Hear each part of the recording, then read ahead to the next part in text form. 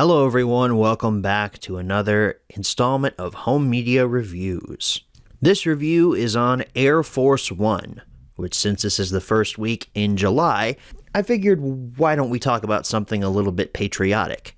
And what better movie to talk about than one where the presidential aircraft gets taken over by Russian terrorists? Topical, right? Also, Harrison Ford just came back in Indiana Jones and the Dial of Destiny. And at the time of recording this video, I haven't seen it yet. I hope it's good. By the time this video comes out, hopefully I will have seen it. Anyway, that's my rationale for why I'm covering this. Let's go ahead and jump right into the history section of Air Force One.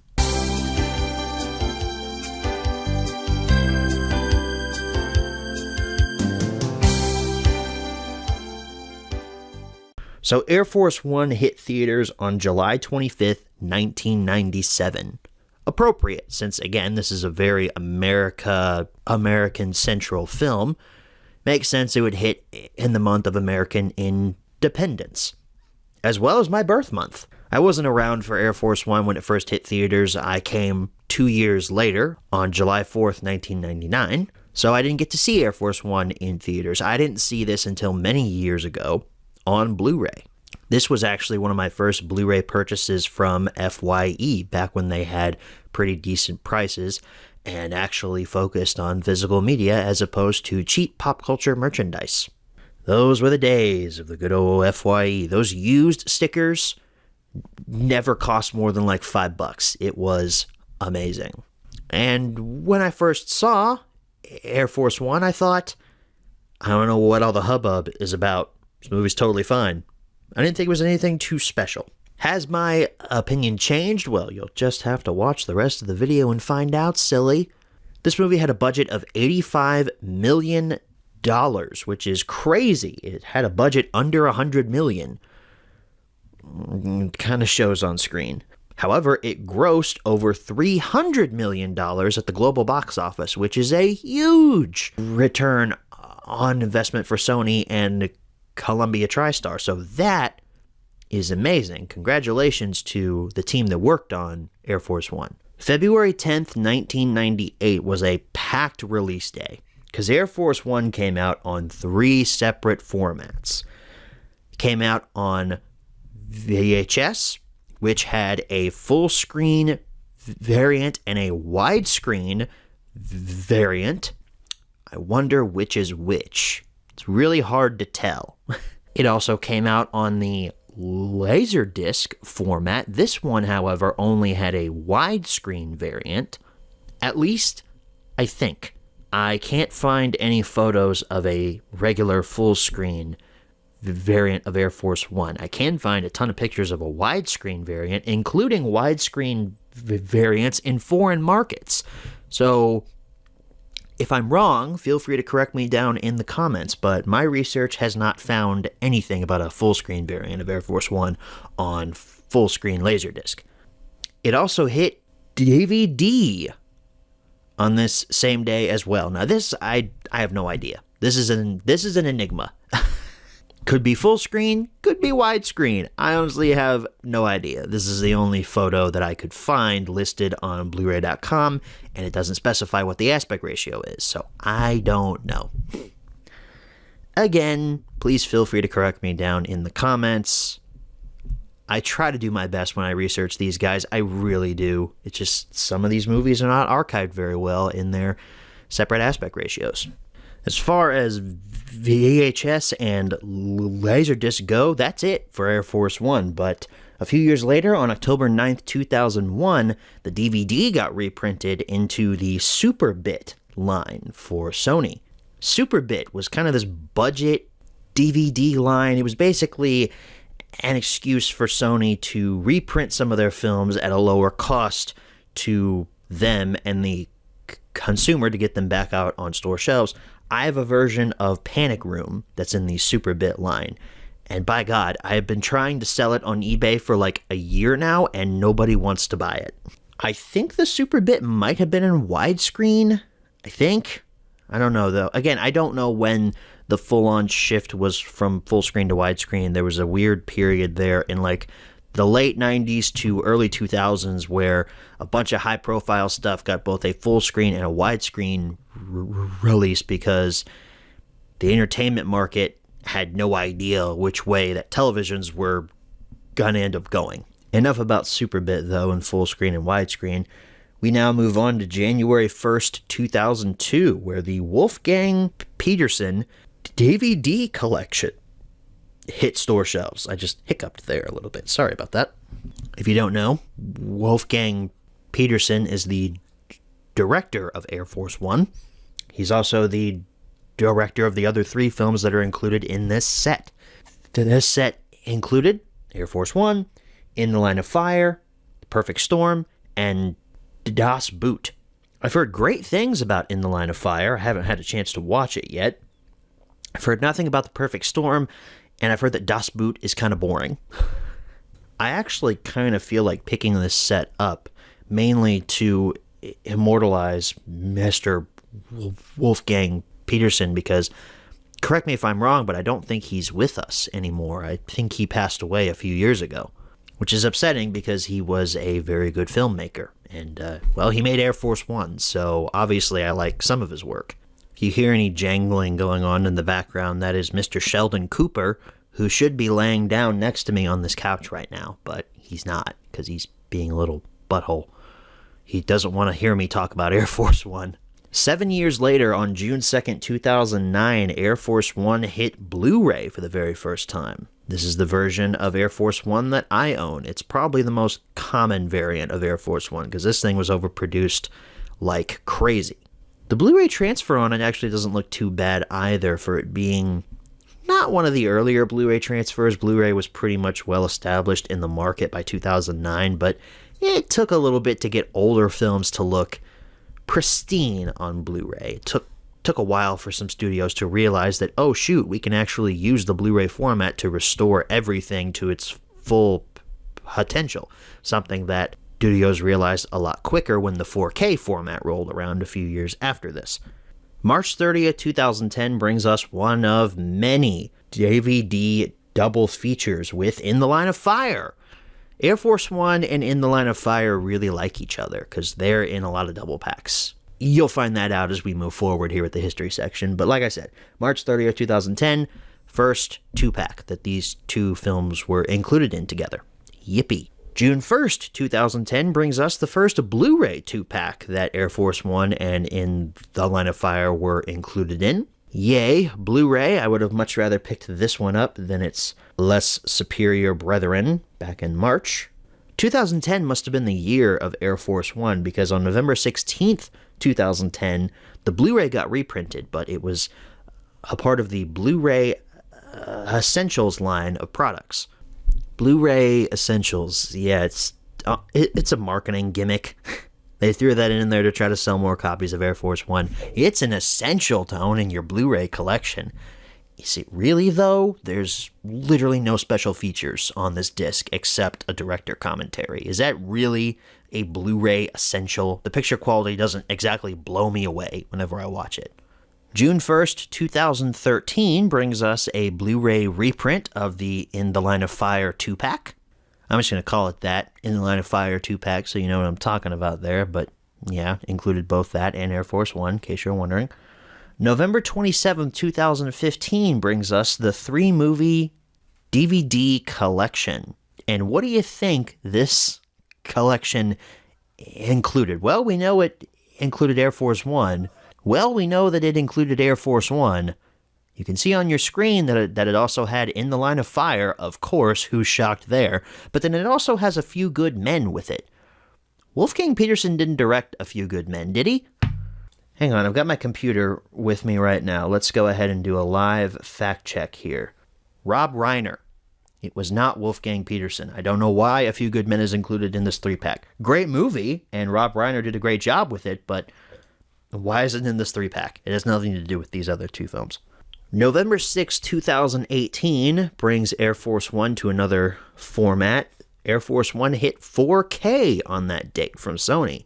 Gotta love how this artwork has not changed throughout its entire run on physical media. They change where the title is, especially on this one. They put it on the side now, but the artwork of Grumpy Gramps Harrison Ford just staring at you, and then the plane taking off in like this weird fade effect, yeah, that's never going to go away.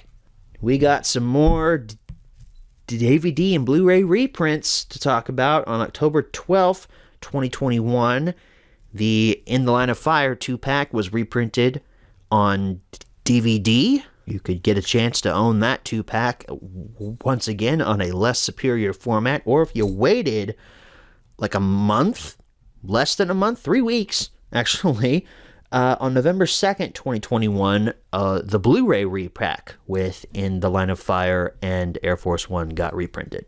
So if you didn't already buy the Blu-ray 2-pack back in 2010, 11 years later in 2021, you had the chance to buy it again. And now we come to our most recent release of Air Force One. March 7th, 2023, you heard me right, this year, a Best Buy exclusive Steelbook hit store shelves.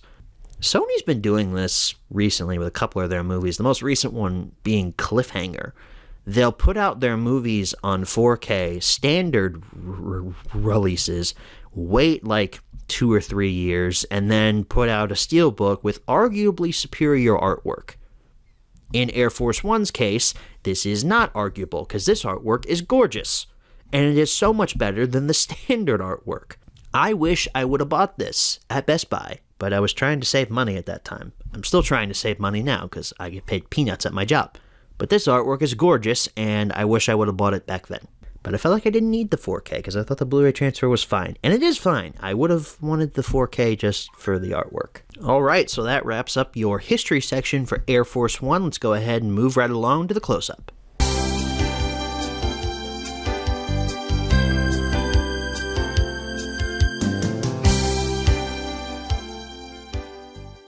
Alrighty everyone, here's your close-up look at Air Force One. We have the standard Blu-ray here to look at. I believe this is an original print from back whenever it released.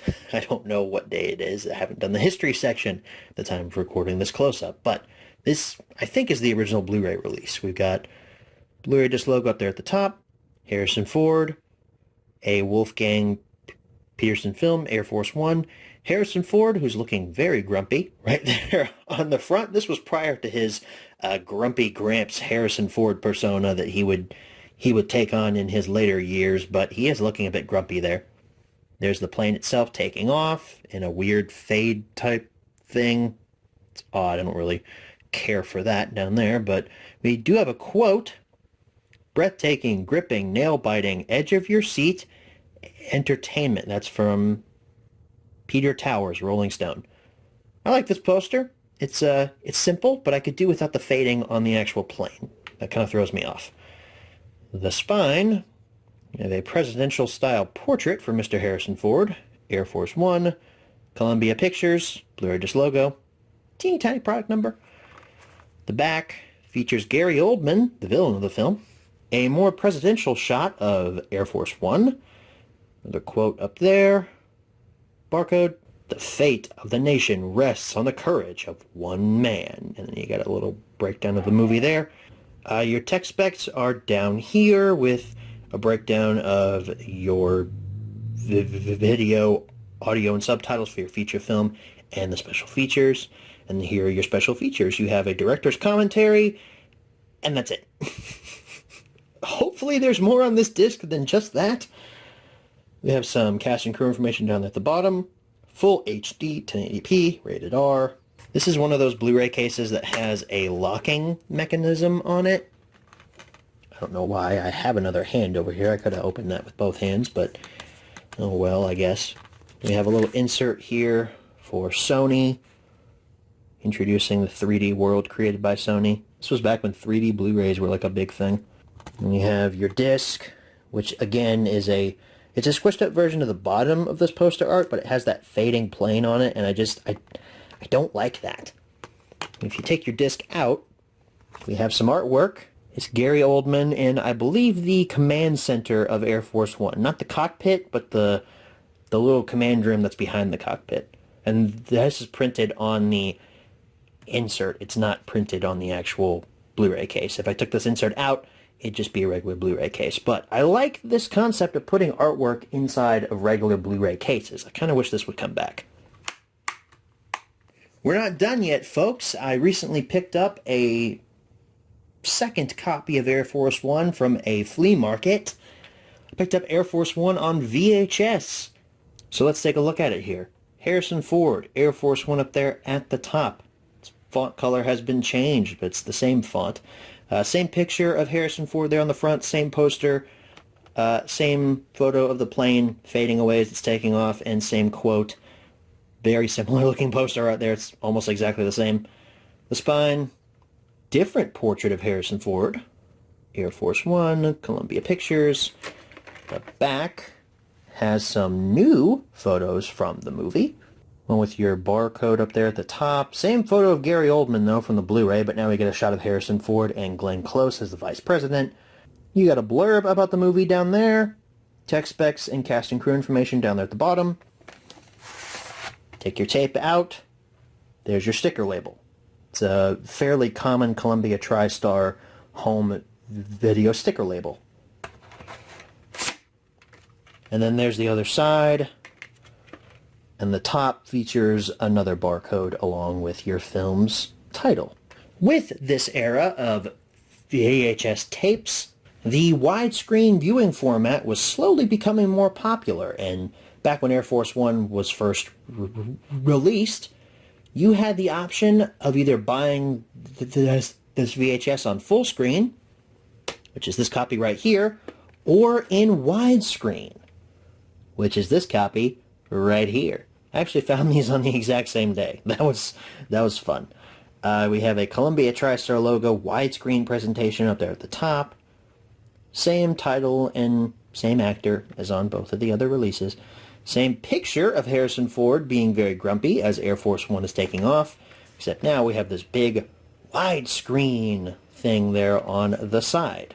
I do like how this photo here has been a bit more squished, like it's a widescreen image on this VHS tape, and the big widescreen there on the side does help to differentiate the two copies.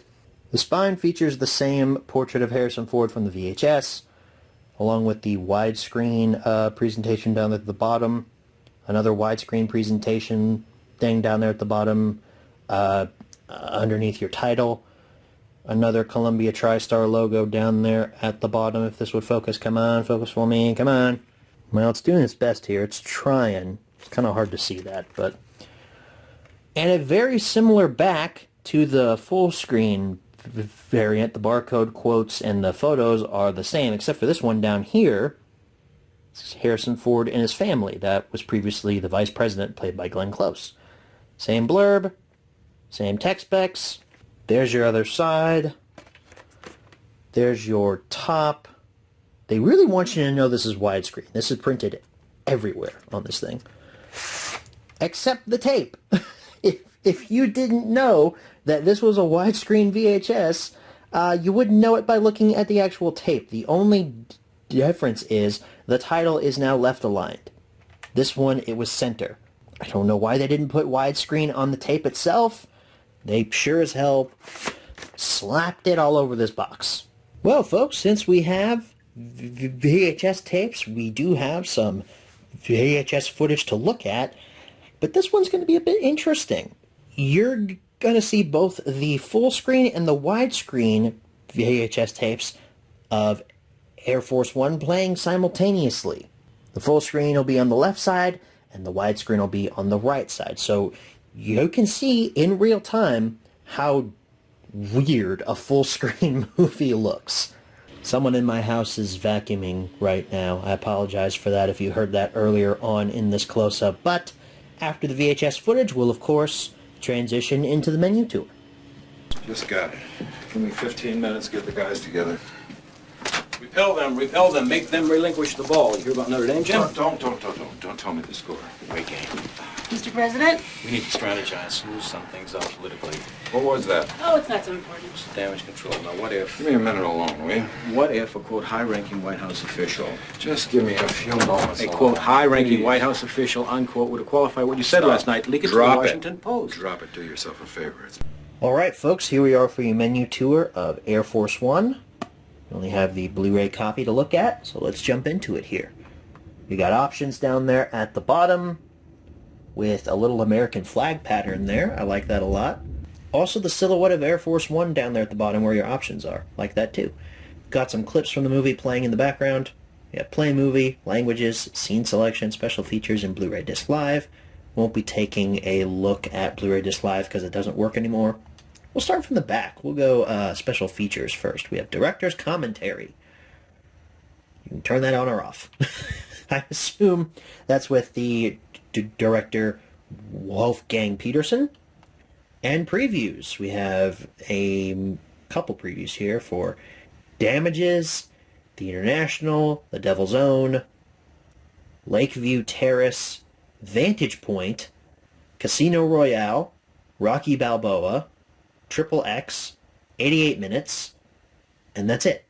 Okay, the ones I know, Triple X, Rocky Balboa, Casino Royale, and Vantage Point. I don't know any of these other things. A lot of previews on here. No featurettes or anything about the making of the movie, but you do get a commentary. So I guess be grateful for that. Scene selection. So we have numbers and screenshots and a little bar down there at the bottom telling us where we are in the movie. Ooh, look, it moves. You see that down there, the little trapezoid? It moves as you go across the scene list here. That's kind of fun and unique. 16 scenes here. No scene for the credits, which happens shortly after this last scene there. And then we have bookmarks. I don't know how they work. Bookmarks, how do they work? We have audio options here. We have a True HD 5.1 mix, a French True HD 5.1 mix, and that's it. No Spanish, no love for the Spaniards. We have English, English SDH, and French for your subtitle options. Again, no Spanish, no love for the Spanish people here. And then you can also play the movie from here. So that wraps up your menu tour. A very lackluster Blu-ray when it comes to special features. Although I guess a commentary is nice, but I would have liked to have seen some special features on how the hell they made that plane crash look so terrible at the end of this movie. But we'll talk about that later. For now, let's move right along and answer the 5 main questions, as always. So we're back from the close-up, and now it's time to answer the 5 main questions, as always. Number 1, where can you pick this product up?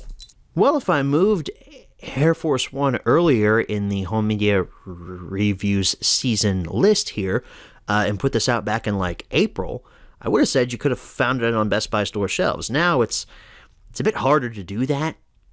You might find some backstock on a random shelf in a random Best Buy in like Kansas or something. That's actually not true, because Kansas doesn't have anything.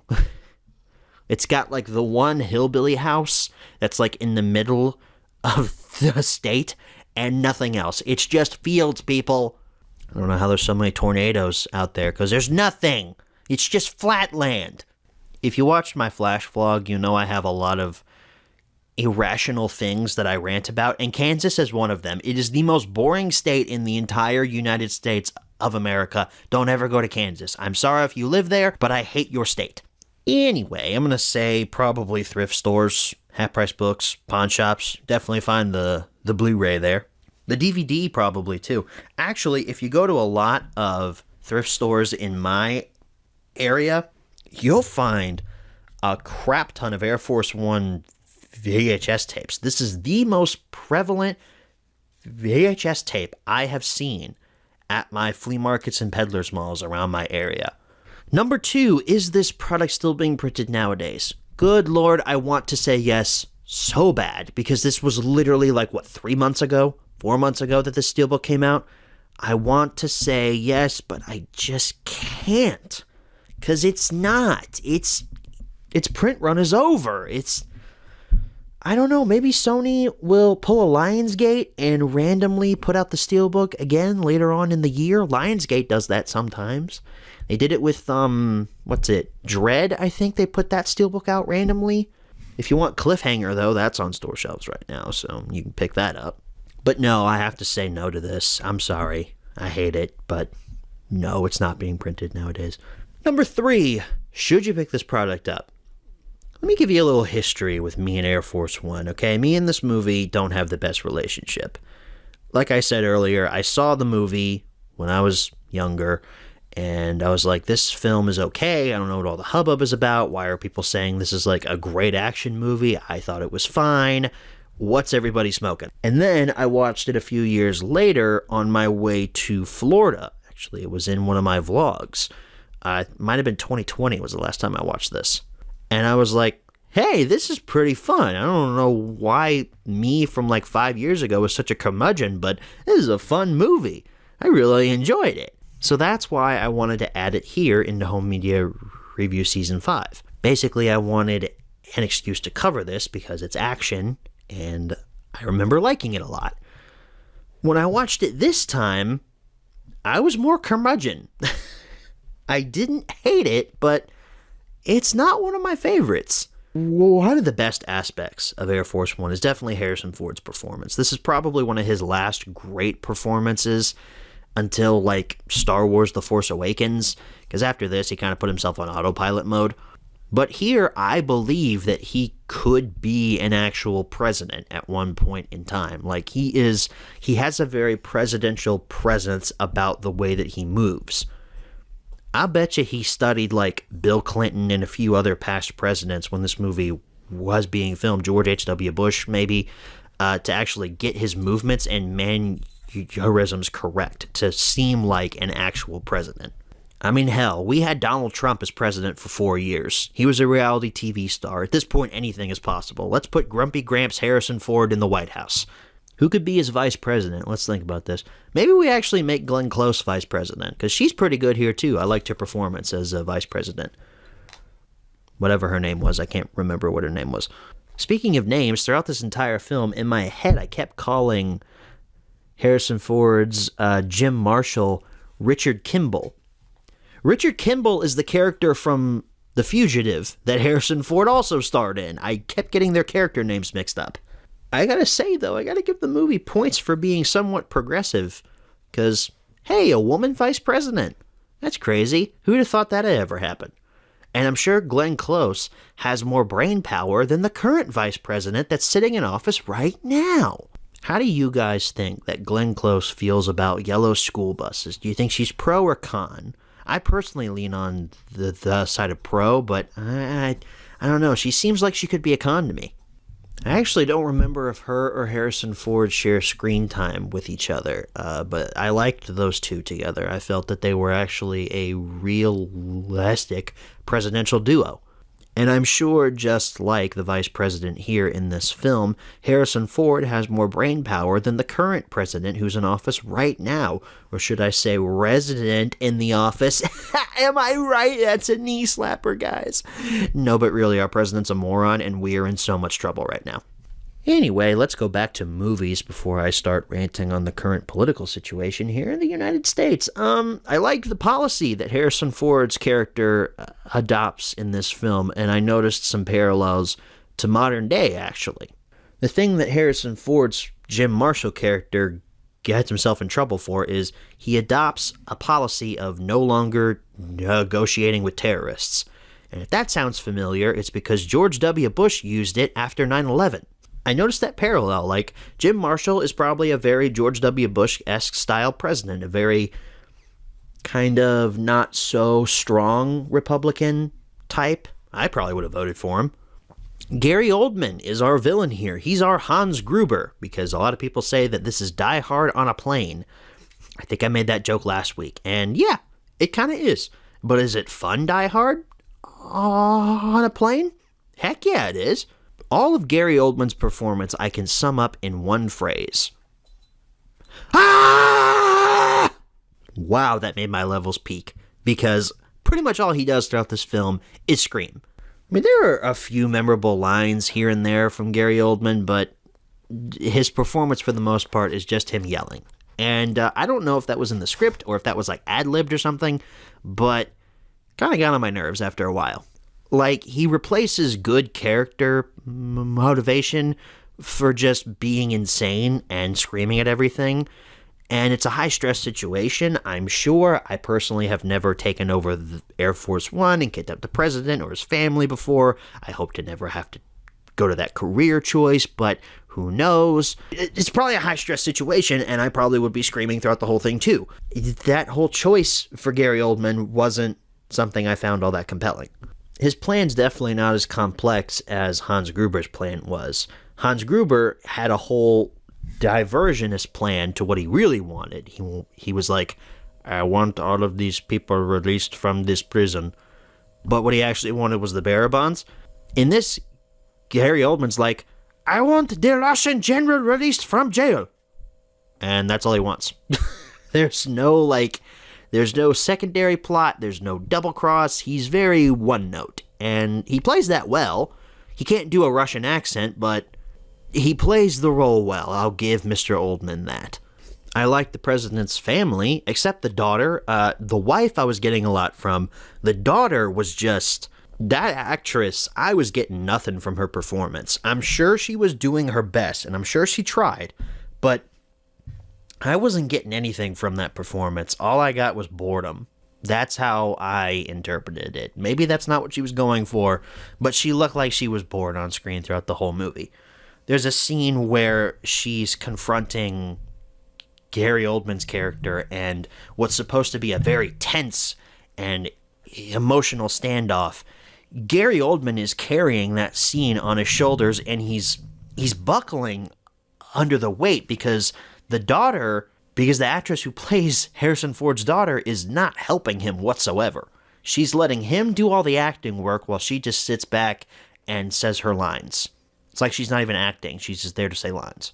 I don't mean to harp on her too much because I know she's a kid here and she's not going to give like a stellar performance, but I just kind of wish it was better. I kind of wish I got more out of that performance. It made me not care about her all that much. I cared more about the wife than I cared about the daughter. Gary Oldman's posse here doesn't have a lot of personality. In the first Die Hard film, you got to know a little bit about each of those terrorists, and it was kind of fun whenever John McClane would finally take one out. Here it's just kind of like, yeah, Russian guy. Well, he's dead. That's kind of how it goes throughout the whole thing. There wasn't a lot of personality to a lot of those guys. Except the one dude. What is he from, okay? I think it's supposed to be Gary Oldman's brother in the movie. Hang on. Let me do a quick live fact check here. Because I've seen this guy in something. Okay, the actor's name is Elia Baskin, I think is how you pronounce it. Oh! Wait a minute, I know what he's from. This is the Rent guy from Spider-Man. Rent! Yeah, one of the first images on Google is him from Spider-Man. I remember all the memes when No Way Home came out, and he's like... And the meme says, when all three Spider-Men share the screen together, and it's that guy going, triple rent. How did I not recognize that? I thought it was from Seinfeld or something. No, it's Rent guy. I like the action, for the most part, in the movie. A lot of it's pretty standard. No big, like, wow, stunt showcase or anything. Not like John Wick or anything like that. But it was fine. It was competently shot. It was fine. I mean, it was competently shot. There were a lot of guns fired, and I liked how the whole Air Force One set was laid out. You knew where everything was. Oh, William H. Macy is in this too. He doesn't really show up until the second half of the movie, but he's in here, and he gives a good performance. I liked him. Definitely better than Jurassic Park 3, which for some reason I always think of when I think William H. Macy. I know a lot of people probably think Fargo or like something good. Nah, my brain immediately jumps to Jurassic Park 3. I was just kind of underwhelmed by the action. I wouldn't say there's a lot of it here. There's a decent amount for this to be classified as an action movie, but I was kind of left wanting more. I think my main reason is I don't really care about any of these hostages. I like the mom. William H. Macy is here, I guess, but you don't really get to know him till the second half of the movie. Immediately, I already care about Harrison Ford because it's Harrison Ford. I don't want to see him get killed or anything, but I was lacking connection with the characters throughout this film. And that's my own personal preference. I'm sure there's a lot of folks out there who connected very well with Harrison Ford's character and a lot of the others here, and that's great. That's great. Good for you. But to me, I wasn't getting a lot out of it. The parts that really, made me want to just scream at my television were some of these effects. Oh my gosh, that plane crash at the end. What were they thinking? Putting that out into movie theaters? I mean, I get it. You only had $85 million to work with, and probably a good chunk of that went to Harrison Ford. But you couldn't have afforded maybe another $5 million to make the plane not look like a PlayStation cutscene? Make it seem like it wasn't teleported out of Lara Croft Tomb Raider? Wow, that plane crash. And some of the green screen work here during the climax. Okay, the climax. Oh boy. During the climax of this film, the third one, because there's 3 different climaxes throughout this film. This film could probably only be 90 minutes long. After Gary Oldman's neck gets snapped and the "get off my plane" line is delivered, the movie feasibly could end. But because we have to have dramatic stakes and everything, we have to go through 2 separate other action sequences before we can finally see the credits roll. And the last action sequence is United States military plane flies over because Air Force One is losing fuel and it's going to crash. And they make a zip line to get the remaining passengers off of Air Force One because all the other ones have parachuted at this point. And the characters zip line across from Air Force One to the military plane. Is this feasible? Could this actually work? I don't think it could. I don't know how that would work in physics. 'Cause the plane is flying above Air Force One. If you're gonna zip line, how are you gonna zip line upward without any momentum there? That was insane, and I couldn't wrap my head around it. Mostly because the bad green screen. Oh my lord, there are so many moments of bad green screen throughout this film. I can see the lines when the one FBI guy, it's Secret Service agent, who is apparently a traitor, is in Air Force One and it's crashing. I can see the green screen lines, guys. I know he's not there. And there's another thing, too. That Secret Service guy, we find out that he's a traitor during the first, half hour of the movie. And it's not until the last climax, during the last 10 minutes of the movie, that Harrison Ford figures it out because he finally pulls out his gun and he's like, "I'm going to shoot you, Mr. President." And Harrison Ford's like, No, it couldn't have been you. Yes, it could have. Thanks for catching up, characters in the movie. You call that dramatic irony? I call it stupid. There is more to like here in Air Force One than there is not to like. I like the performances. The action is competently shot. I like the political tensions. I like the villain. Just some of these effects and some of the story choices. I just can't wrap my head around how they thought these were good ideas. Why do you have to zipline from the plane to another plane? Here's a funny idea. Why don't we just not have a third climax? How about the movie just ends? Which it does. After the third climax, it just cuts to credits and is over. It sounds like I don't like Air Force One. I do. I still like it quite a bit. But unlike the last few movies I've covered here for this season, I don't love it as much as I thought I did. And that sucks to go back to a movie and think, wow, this is going to be really good. I remember this being just amazing. It blew my melon last time I watched it. And then to come back and be like, what was I thinking? This isn't the great film I thought it was.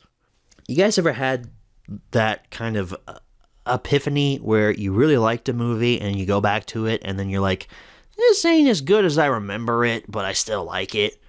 I'm having that epiphany right now with Air Force One. I still like the movie. I think I rated it on my Letterboxd account at 3 stars. Yeah, I agree with that rating, but I still like it. I'm still going to recommend that you watch it, because 3 stars, I mean, that's enough for a recommend. It's a middling one, yeah, but I'm still going to recommend that you watch it, because I think it's a fine, competently made action film. It's not going to, like, blow your socks off or anything. It's not going to completely impress you with amazing character work or spectacular stunts, but it's a fine movie to waste 2 hours with. You're not going to hate everything about it. You are going to hate the plane crash like I did if you're a visual effects snob. It's a fine movie. That's what I'll say about Air Force One. It's fine. It's not great, not bad. It's fine. And I like it. I enjoy it. There's some things I don't like about it. Quite a few. But I still recommend that you watch it. Number 4, where should you pick this product up? Pretty much the same answers as number 1. If you find that Steelbook, though, get it at Best Buy, like right now. And then if you could, send it to me, because I really want it. And number 5, what price should you pay? Well, for the Blu-ray, that's not worth more than like $5-10. Even the 2-packs barely crack like $10 sold on eBay and stuff, so I'd say like maybe 10 to 15 for that on the higher end if it's in really good shape. The 4K is probably worth around 15, 20 with the slipcover. Steelbook, I can't give you a value on just yet. It hasn't completely left store shelves yet in most areas, so it's hard to gauge what its actual value is. So I'm going to say its value is right at retail price of $30. Well, folks, I did not expect to have my first middling review for a film here on Home Media Reviews, at least for this season. Because like I said, I remembered Air Force One being so good. Like, I loved it a lot when I watched it on the way to Florida. I wasn't impressed with it this time, and that sucks. Well, folks, I hate to inform you that HMR Season 5 is rapidly coming to a close. I know, it's astounding. I really didn't think it would come this quickly, but don't worry, we have 2 episodes remaining in this season. What are we going to cover next week, and does it tie into the season finale? It just might, and I guarantee you that next week's movie I will like more than Air Force One. Next week's movie is a complete action classic, starring one of the greatest action heroes ever, Mr. Arnold Schwarzenegger. You might be thinking, is he covering another Terminator film? No, I did watch them all after covering Terminator 1 and 2, and let me just say, good lord, Dark Fate, so bad. Salvation is boring, but I don't think it's worse than Dark Fate. But then again, Salvation being boring is a pretty crucial sin in the realm of filmmaking. I haven't made the choice of which one is the worst Terminator film just yet, but I did watch them all after covering those first 2. No, this is another Arnold franchise. However, this one Arnold left after the first installment and has yet to return to. Can you guess what it is? I'll give you a hint. It got a new installment on Hulu just a few years ago, and it actually was pretty decent. If you said Predator, you are correct. We are talking about the 1980s classic action film Predator starring Arnold, Shane Black, and Carl Weathers next week. And it just might tie into our season finale. It just might. So with all that being said, Dylan, you son of a bitch! What's the matter? The CIA got you pushing too many pencils? I'll see you all next week for Predator. Good night, everybody.